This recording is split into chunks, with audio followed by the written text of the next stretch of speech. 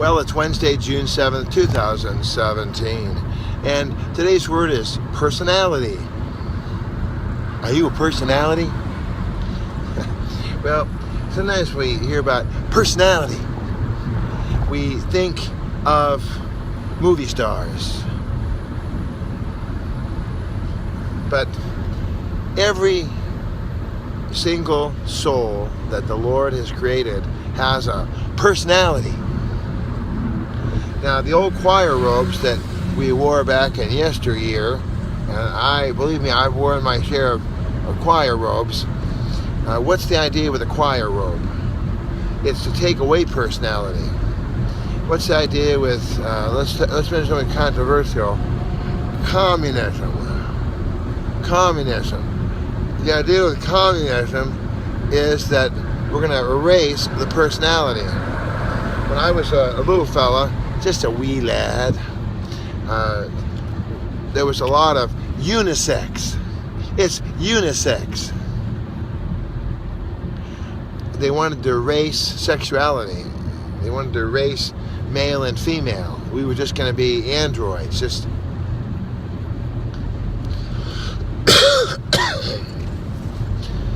every culture group has a personality, an overarching, generalized personality.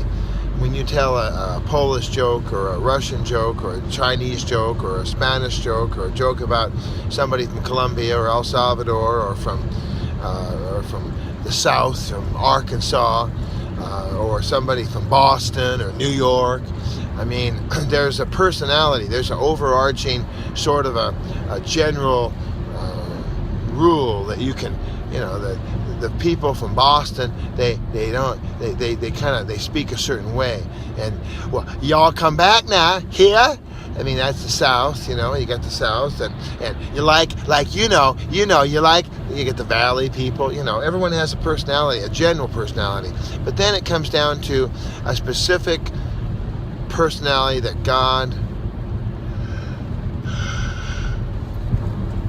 is placed inside you and is placed inside me. Now, God's mission through the purpose of sanctification is not to erase.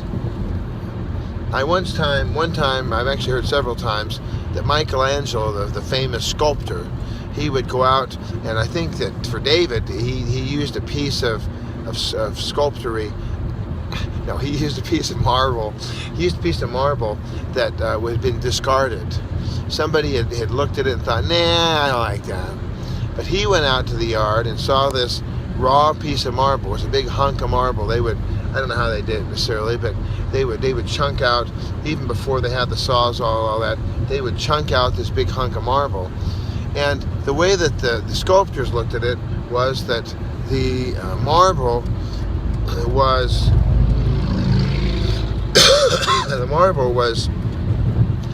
simply a vessel holding what the artist saw. So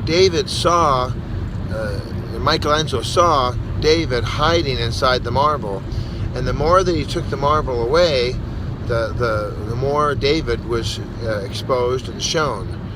So it's sort of that way with sin and with our personalities, is that we a watery eye today here. We as people, we have a personality, and some people are morning people, some people are night people, some people, they like it hot, some people, they like it cold. When I go to some people like to rub their eyes. So I go to the Red Cross, as you know, every other week, basically twice a month. And when I'm sitting there donating the platelets, you're not supposed to sit there, Bob. You're supposed to lay back. You're supposed to be tied in by blankets, pillows, and heating devices. Well, I've gotten to where now I sit there and I wave my hand in the air and I dance like I just don't care, and I drive the nurses nuts, because really it's just this little bit of the arm has to stay straight. You can't bend your elbow. The elbow where the needle is, you can't bend that elbow. You can't bend it. See my finger? You have to keep it straight. But as long as you keep it straight, you can move. It's okay. Just don't bend it. Any bending is bad, because the needle might come out. So I'm a real personality at the Red Cross, because I am sitting up and I'm turning here and I'm turning there and I'm up and down and I'm back. I've grown in my personality at the Red Cross. And I've been there almost 50 years, so they kind of just wink, wink, nod. And I remember many years ago they were like, "Lay still, don't move, you're breathing, stop it." It's like, really? Come on. So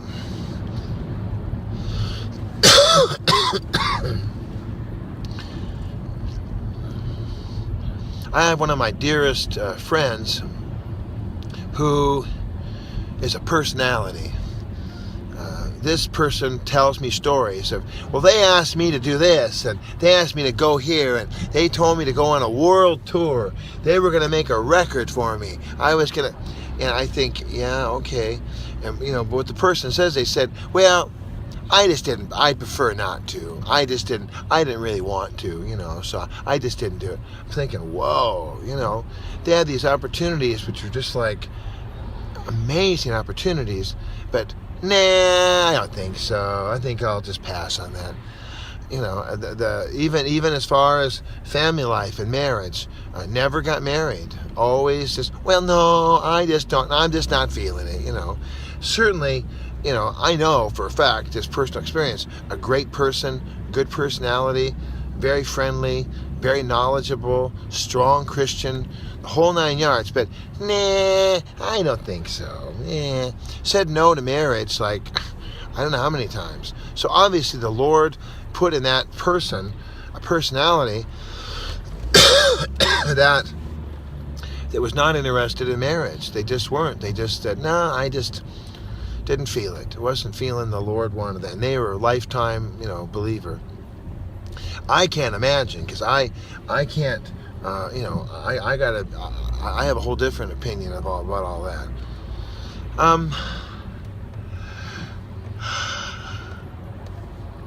Personality also gets into talents and gifts. I think that's kind of a close matchup there. Talents and gifts. Some people are very, very talented with numbers, with figures, with, and again, back to the time of day. Some people, and when it gets to be 9 o'clock, 10 o'clock at night, they are gifted. They are anointed by the Lord to move and to act and to decide. They've got the calculators rolling. They've got the presses rolling. This is presses, because years ago we had to turn it by hand. I literally had to turn my press by hand. There was a crank on it. It was called a duplicator. I think it was called a duplicator, and it had mineral spirits you had to pour in. What are you talking about, Bob? No, really. We had a blue inky deal, and you would write on it, and it would accept the impressions you made on it, and then you'd peel off the blue part, and all would be left is the white that had the impression of what you wanted to print. And you can make it detailed as you want, pretty much, but it was always a little blurry. And when it got done, you go, and you smell all those mineral spirits and go, wow. It was icy cold. It was real cold. And then, of course, they came out with the copiers. Of course, they came out with copiers.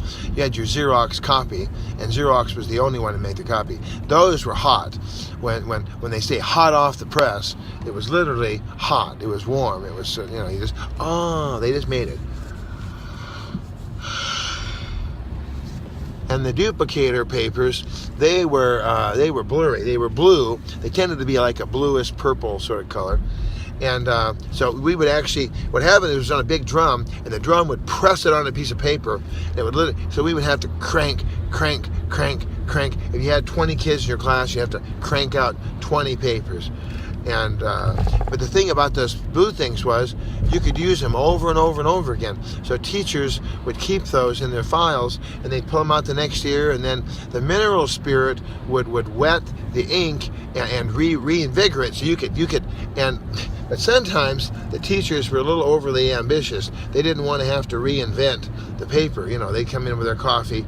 My friend Mr. T, he had the coffee breath that would kill you. I mean, how's it going? Good here. Hi. And the coffee was. I hated coffee. I still don't drink coffee. And he was just coffee breath, But he would run these things off, and I mean, you could feel like, well, you couldn't read them. It was just so blurry, because it would get real blurry, and it would be, what does this say? What's the number? And because he was real famous for doing, he had on Fridays he'd have a spelling test. Well, he had this whole, he taught 6th grade, and he had the whole year all mapped out. Everything was all done. It was all finished. All he had to do was pull out the form and run it off. I mean, if he would have been thinking ahead how many years he had to teach, he probably could have, but then he had to have enough paper, and paper was always an issue. One time, I remember Miss J, she was, the copy was out of paper, but this tells you how far they go back it goes. At one time, the original copiers, they had a roll of paper. It was regular paper, like the paper we know today from printer or copier, but it was on a roll, like toilet paper roll, and then the machine would cut it, according to what you wanted. It was so modern. It was so awesome. No, it wasn't. It was terrible. That's why they don't see him anymore. So Miss Jurgensen, though, was over there at the copier, Miss J, and she was at the slicing machine, and she was, how many do you need? And she was slice, and she put and slice and slice. She was slicing paper by. Well, we need 14. Okay, slice and slice, and she was slicing copier paper. I was like, really? I mean, personality. I tell you, it was something. When I first started teaching, I taught up in the mountains, and the lady had a book for me, and so you had so many dollars for the year, for the semester, or whatever, and so she would have a folder, and you'd have to erase whatever you took. You take it, write it down, and then that was, that's how much you had left. It was kind of the honor system there. Well, why is it important that we know about personality? Well, I'll tell you, my friend. We need to be respectful of who God made you, who God made me. Who did God make the person out there with the Infiniti from Frontier Toyota? Who did God make the Longo Toyota Lexus person? Who did God make Mr. Sparklets here? There's a guy here in the Sparklets truck. See the little sparkles? Very few sparkles are left. That one's pretty good, actually. But the old Sparklets truck there, who made that? Who did God make that person to be? Well, today, let's look for personalities, and then let's be respectful. And if a personality says, this isn't really a good time, this is not my uptime, I can't talk right now, I mean, I'm just not, I gotta have some space, then we should just say, oh, okay, when is a good time? When can we talk about it? Well, they'll give you a date and a time. Oh, okay, all right, that sounds fair. That's fine. That's how some of the best partnerships are managed and maintained. You think of the old couple that, do you think they look so sweet, like they always get along so nicely? Well, guess what? They have terrible, terrible disagreements. But the way they work it is that they understand that, John, he doesn't want to talk about that right now. It makes him upset. It's getting him upset. So I'm not going to talk about it. I'm going to put that on the shelf over here, and I'll get back to it. Rather than pushing through. So let's try not to be pushy there. Let's be kind. Let's respect personalities. Let's respect people. And certainly, we all want to make each other happy. We all want to be peaceful. So if I can help you, give me a call. If you want to have a conversation, give me a call. 213-713-8954, 8954green, att.net. On the Twitter, there I am, Mr. Bob at BobBob8954. Of course, you're watching Bob's Daily Devo. Just type it in, Bob's Daily Devo, and you'll come right up here and you'll see all the videos there. We're going on 2 years now, the daily Devo. I don't always get the written out, I don't always get the audio out, I don't always text everybody, but YouTube is always up every day. Amen. Amen. Talk to you soon. Love you. Have a great day.